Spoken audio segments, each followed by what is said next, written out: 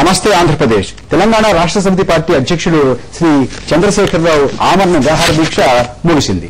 ఆమరణ నిరాహార దీక్ష మొదలుపెట్టిన దగ్గర నుంచి పోలీసులు అదుపులోకి ఆయన తీసుకున్న దగ్గర నుంచి నిన్న ఇవాళ జరిగినటువంటి పరిణామాల మీద ఇవాళ దృష్టి సారిద్దాం. ఇవాళ చర్చలో పాల్గొనడానికి ప్రఖ్యాత రాజకీయ విశ్లేషకులు శ్రీ సి నరసింహారావు, ప్రదేశ్ కాంగ్రెస్ కమిటీ అధికార ప్రతినిధి డాక్టర్ ఎం తులసిరెడ్డి, తెలంగాణ విమోచన సమితి నాయకులు శ్రీ ప్రకాష్, కాంగ్రెస్ శాసనసభ్యులు శ్రీ వెంకటరమణారెడ్డి, తెలంగాణ రాష్ట్ర సమితి పాలిట్ బ్యూరో సభ్యులు మాజీ మంత్రి శ్రీ చంద్రశేఖర్ మనతో ఉన్నారు. చంద్రశేఖర్ గారు, నిన్నటి నుంచి ఇవాళ వరకు చాలా ఉత్కంఠ, హింస, ఉద్రిక్తత, ఒకరి మీద ఒకరు మాట్లాడుకోవడం, ప్రభుత్వాన్ని తప్పు పట్టడం, ప్రభుత్వం దమనకాండకు దిగింది అనేటటువంటి ఆక్షేపణ తెలియజేయడం, ప్రభుత్వం ఒక రకంగా ఒంటరిదైపోయిందా, అన్ని రాజకీయ పార్టీలు కూడా అన్ని ఆక్షేపణ తెలిపాయి అనేటువంటి ఇంత తీసుకొచ్చిన తర్వాత అకస్మాత్తుగా ఎవరు అనుకోలేదు ఆయన ఇవాళ దీక్ష విరమించేశారు. ఎంచేత విరమించారు? మీరు అనుకున్నది అనుకున్నట్టుగా సాధించారు కాబట్టి దీక్ష విరమించారు అని అనుకోవచ్చా? అట్లా అనుకోవడానికి వీల్లేదండి.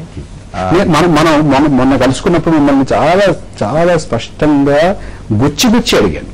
మీరు ఏమి ఇస్తే, ఏ రకమైనటువంటి హామీ ఇస్తే, ఎవరు హామీ ఇస్తే, ఏం చెప్పితే మీరు దీక్ష విరమిస్తారు అని. ఇవాళ కేసీఆర్ గారు దీక్ష విరమించారని ఆయనే ప్రకటించారు. ఏమి హామీ దొరికింది మీకు? అంటే ఇప్పటికి కూడా మేము ప్రభుత్వాన్ని క్రిటిసైజ్ చేస్తున్నాం. ఎందుకంటే ఆయనను నిన్న ఒకవేళ అది నిజంగా చిత్తశుద్ధి ఉండి ఉంటే నిన్న అక్కడ సిద్దిపేటలో ఎక్కడైతే ఎంచుకున్నారో అక్కడ కూర్చోవడానికి అవకాశం ఇచ్చేది ఉండే.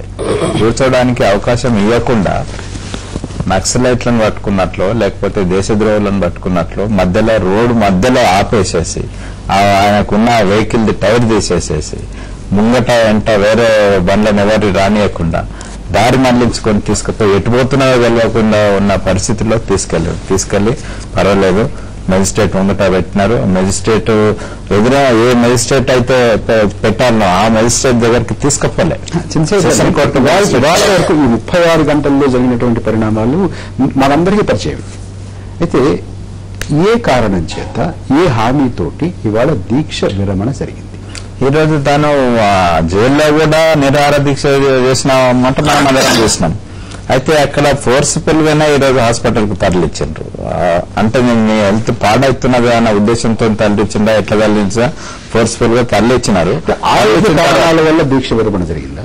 ఆరోగ్య కారణాలు ఏమీ లేదు. రాజకీయ కారణాల వల్ల దీక్ష విరమణ జరిగింది. రాజకీయ కారణాలే అనుకోవచ్చు. ఎందుకంటే ఇప్పుడున్న పరిస్థితుల లోపల కాంగ్రెస్ ఈ యొక్క దీక్షను చేయనీయలే. కాంగ్రెస్ పార్టీ ఈ రోజున్న ప్రభుత్వము చేయనీయకుండా చేయడమే కాకుండా సక్సెస్ఫుల్ గా ఆయన దీక్షను కూడా విరమింపజేసేటట్లు చేసినారు. చంద్రశేఖర్ గారు, ప్రభుత్వం నుంచి ప్రతిఘటన మీరు ఊహించే ఉంటారు. ప్రభుత్వం ఉదారంగా ఉండదు అని మీ అందరికీ తెలుసు. మీరు మొట్టమొదటి నుంచి దీని గురించి చాలా చాలా వివరంగా ఒక వ్యూహాన్ని కూడా రచించుకుంటూ ఉన్నారు. ఎన్ని వలయాలు ఉండాలి, ఎక్కడ చేయాలి, ఎలా చేయాలి, ఒకవేళ ఎక్కడ ఆపితే అక్కడే దీక్ష కూర్చోవాలి, ఇవన్నీ ఆలోచించుకుని ఇవన్నీ మాట్లాడుతున్నారు కదా. ఇవాళ దీక్ష విరమణకి కారణం ఏమిటి అని అందరూ కూడా ఆసక్తిగా మీరు ఏం చెప్తారా అని చూస్తున్నారు. దీక్ష విరమణకి కారణం ఏమిటి? ప్రభుత్వం ఈ దీక్షను భంగం చేసింది. భంగం చేసిన తర్వాత ఇప్పుడు మళ్ళీ ఆయన రేపు ఎల్లుండి హైదరాబాద్ కు వస్తారు. దాని తర్వాత కంటిన్యూషన్ ప్రోగ్రామ్ ఏం చేయాలనో అది ఆలోచన చేస్తాం. దీన్ని మేము ఇదివరకే అన్నట్లు ఇది చివరి అస్త్రంగా కాకుండా కూడా హై పవర్ అస్త్రంగా వాడుతున్నామని చెప్పేసి కూడా కేసీఆర్ గారు ఈ దీక్ష ప్రారంభించడానికి ముందు ఒక 3-4 వారాలుగా చంద్రశేఖరరావు గారు పర్యటన చేశారు, పత్రికల వారితో మాట్లాడారు, చాలా చాలా స్పష్టంగా చెప్పారు. ఇది కేసీఆర్ శవయాత్ర, తెలంగాణ జైత్రయాత్ర, ఇది చావా రేవా, ఇది తెలంగాణ వచ్చుడా కేసీఆర్ చచ్చుడా అనేటటువంటి, అంటే ఇది ఏవైనా సరే ఇది నేను బలిపీఠం ఎక్కబోతున్నాను తెలంగాణ గురించి అని అన్నారు కదా. ఇవాళ మెట్టు దిగడానికి ఏమిటి కారణం? మెట్టు దిగిందని ఎట్లా అనుకుంటాం సార్ మనం ఇప్పుడు? ఎందుకంటే వాళ్ళు చేయలేదు. అక్కడ మేము ఎంచుకున్న జాగాలనే కూర్చొనియకపోతే వాళ్ళు తీసుకపోయి ఫోర్స్ఫుల్ గానే ఈరోజు విడ్రా చేపించినారు. కాబట్టి అది తనైతాను ఈరోజు నేను విడ్రా అవుతున్నా అని చెప్పేసి అన్నది మాత్రం కరెక్ట్ కాదు. ఇది డెఫినెట్ గా రేపటి సంది మళ్ళీ మీరు చూస్తారు కదా, ప్రోగ్రామ్ తయారు చేస్తాం. ప్రోగ్రామ్ తయారు చేసి అయ్యే మాట అయితే అన్నాడు ఆ మాట మీదనే తీసుకుపోతాం. లేకపోతే జనాలు కూడా ఊరుకునే పరిస్థితులలో లేరు. ఇప్పుడు చంద్రశేఖర్ గారు దీక్ష విరమిస్తూ చంద్రశేఖరరావు గారు ఏం చెప్పారో అది మనం ఆ దృశ్యాలు ఇప్పుడు చూద్దాం.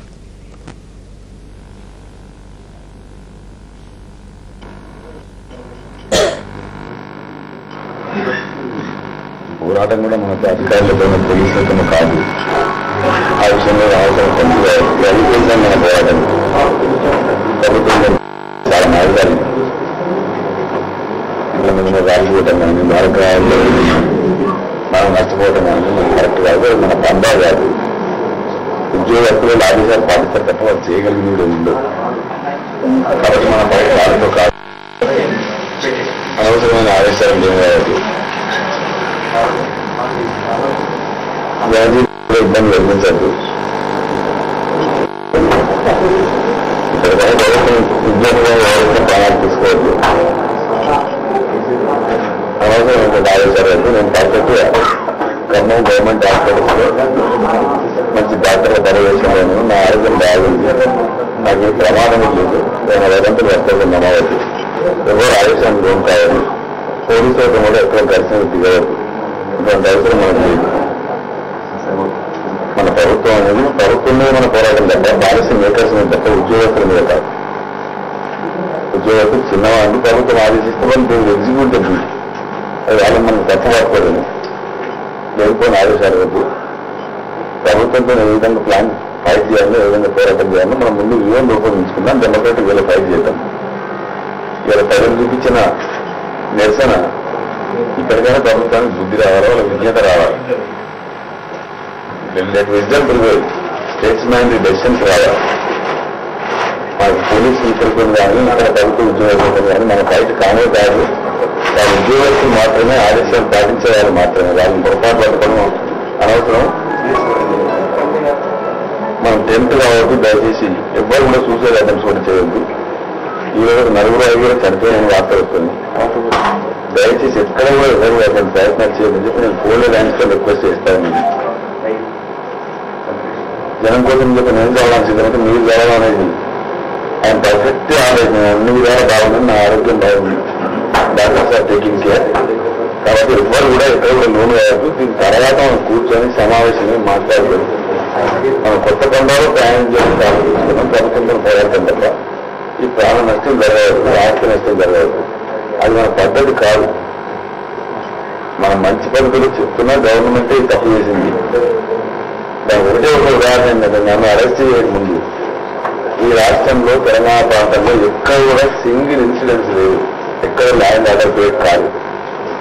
ఇప్పుడు దాని తర్వాతనే ఇన్సిడెంట్స్ అంతా వచ్చింది. అంటే ప్రభుత్వం యొక్క దుర్మార్గమైన పని వల్ల వచ్చింది తప్ప ఉద్యోగస్తుల వల్ల కాదు, తెలంగాణ ప్రజల వల్ల కాదు. కాబట్టి ప్రభుత్వం ఇప్పటికైనా కళ్ళు వేసి విజ్ఞప్తి అందరినీ విడుదల చేసి కేసులు బేసరికి ఎత్తివేసి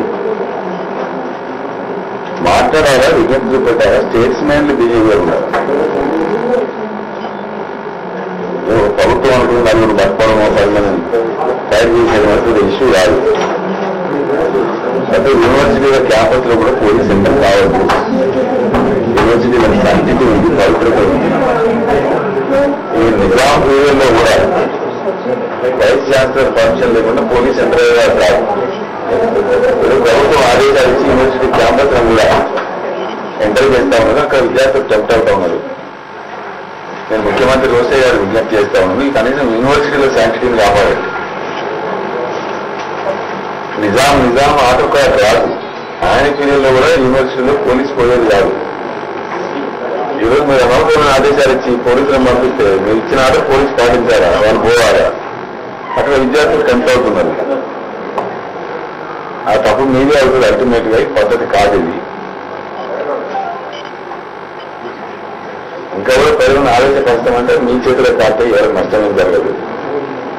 for peoples style students style TRS party కార్యకర్తలు ఎవరు కూడా ఇంకా ఫర్దర్ మనం డిస్ట్రక్షన్ గా ఇంకో మన పాలసీ కాదు. సమయం మనం పాటించండి, ఓకే పాటించండి. నా ఆరోగ్యానికి ఏం బాధలేదు. I'm safe under the control of our government hospital doctors. నాకు అన్ని వేళ ఆరోగ్యం బాగుంది.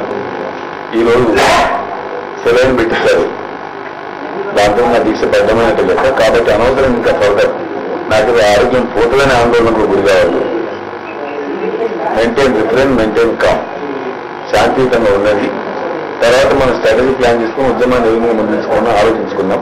ప్రాణ నష్టం, ఆస్తి నష్టం జరగకుండా ఎక్కడ వాళ్ళు అక్కడ దయచేసి శాంతి ఉండాలని చెప్పి నా హంబుల్ అవుతుంది.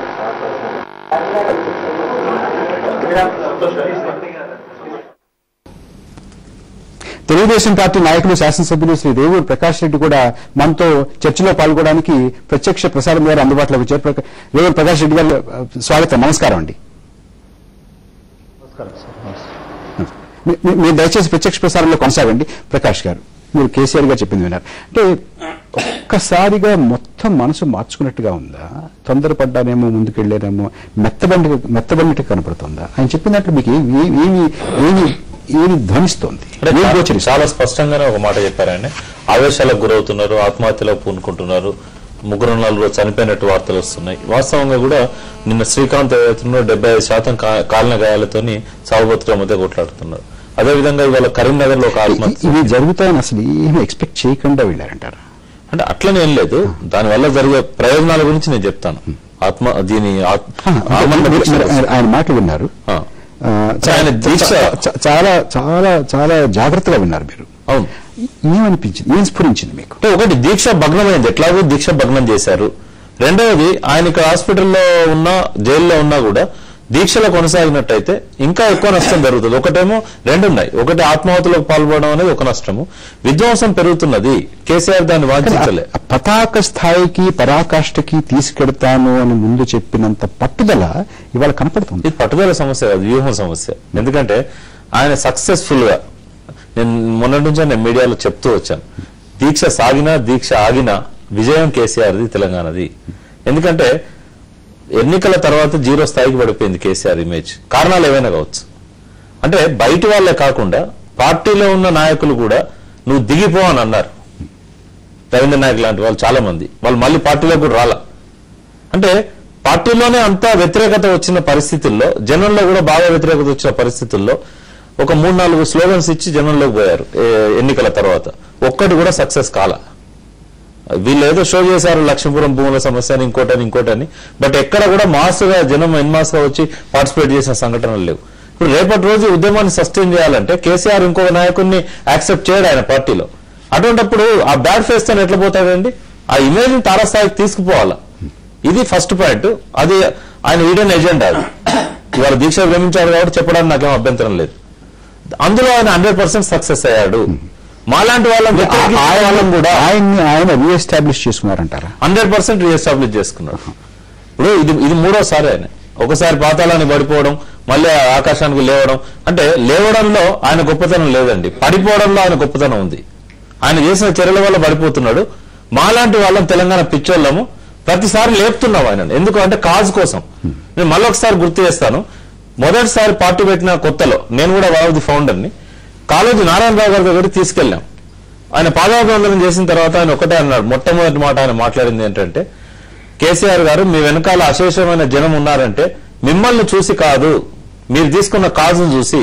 ఎప్పుడైతే దీన్ని మీరు విస్మరిస్తారో మీరు పతనం అవుతారో అని చెప్పాడు. దాన్ని ఎప్పుడు మర్చిపోతుంటారు కేసీఆర్ గారు.